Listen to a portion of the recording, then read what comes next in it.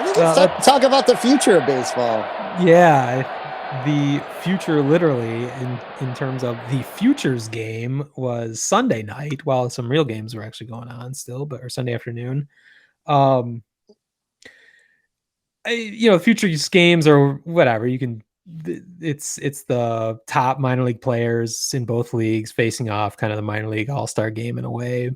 Top prospects from both leagues, but there's an alumni of you can look back in history and how many great players came through that game and have made their mark subsequently. So but it's not necessarily, if you have an awesome game in the futures game does not mean that you are definitely guaranteed for major league success, but it's never bad. And that's about the best place Cubs fans can look to right now for a little bit of hope is Brennan Davis was able to walk away with the MVP of the futures game this week after he hit 2 home runs, which has only been done 3 times in the history of this futures game. I didn't catch who the other 2 players were that hit 2 home runs, but it's just nice for the Cubs fans to have something to look at, considering the spiral they've been in and all the negative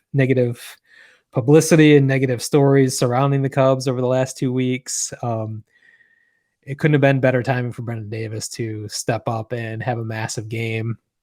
The other part of that and I'll get into the Tigers a little bit more later, but the only other interesting things to even note in that game were the best players in the AL side were all Tigers. So you had Spencer Torkelson and Riley Greene combining for 3 of the only 5 hits that the American League got in that game.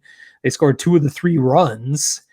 And Riley Greene had an outstanding catch to rob some NL player. I missed who that was. So to Rob Manfred? No. Yeah, to Rob Manfred. So I mean, futures game is fun. I don't know how many people watched it. I think it's fun. I tuned in to see Cespedes take his bats. He was 0 for 2. The Sox were down a player because their farm system's so good. He's in the major leagues already. So, oh yes, there you go. So that So that was it's always fun to watch. I mean, yeah, and you're right. There's a lot of Mancata was, I think, an MVP of the game, and while he's been a little up and down this year, his defense has been stellar. So the caliber of players that come through there is all kidding aside is not a you can sometimes take the results and feel pretty good about your team's future because those players got to play in that game.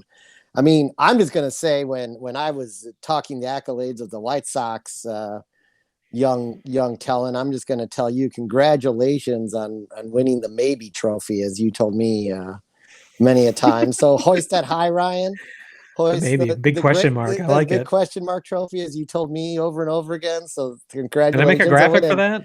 Probably. You have to look at you have to go look through the Facebook feed. I'm sure it's there somewhere. Okay. I think your best trophy graphic though is when we just who used to sponsor the Crosstown Classic? BP. Yeah, BP, right? BP Petroleum, right after their environmental disaster where they destroyed the Gulf of Mexico. That's my favorite trophy depiction of all time. Yeah, that was a gross trophy. It was a very gross trophy.